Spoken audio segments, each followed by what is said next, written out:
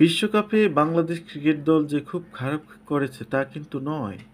সাবেক বিশ্বকাপজয়ী শ্রীলঙ্কাকে বিদায় করে দিয়ে নেদারল্যান্ডস ও নেপালকে হারিয়ে সুপার এইটে খেলে টাইগাররা। সুপার এইটে সাবেক দুই চ্যাম্পিয়ন অস্ট্রেলিয়া ও ভারতের বিপক্ষে হেরে যায় নাজমুল হোসেন শান্তর নেতৃত্বাধীন দলটি। শেষ ম্যাচে আফগানিস্তানের মুখোমুখি হয় বাংলাদেশ।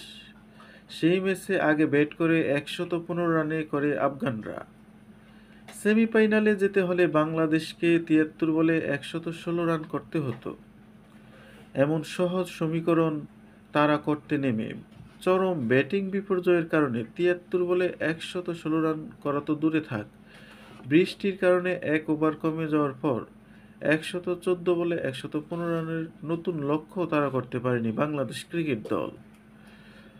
মূলত আফগান ম্যাচে ৭৩ বলে ১১৬ রান তাড়া করে সেমিফাইনালে উঠতে না পারার কারণেই বাংলাদেশ দলকে নিয়ে বেশি সমালোচনা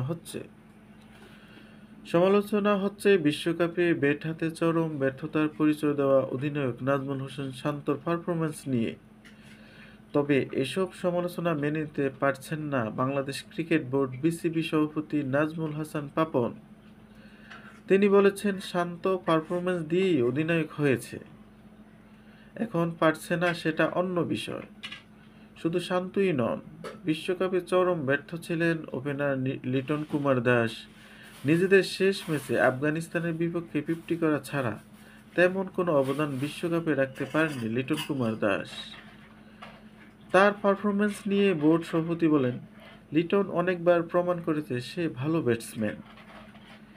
বিশ্বকাপে বাংলাদেশ দলের ওভারঅল পারফরমেন্স নিয়ে পাপন বলেন, সব কিছু বিবেচনা করে যদি বলি, বাংলাদেশ দল যে বিশ্বকাপের সুপার এইটে খেলেছে সেটা অবশ্যই ভালো অর্জন।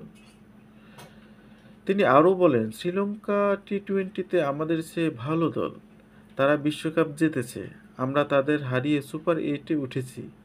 দক্ষিণ আফ্রিকা তো অবশ্যই ভালো দল, তাদের সঙ্গে হারলেও আমরা লড়াই করে হেরেছি।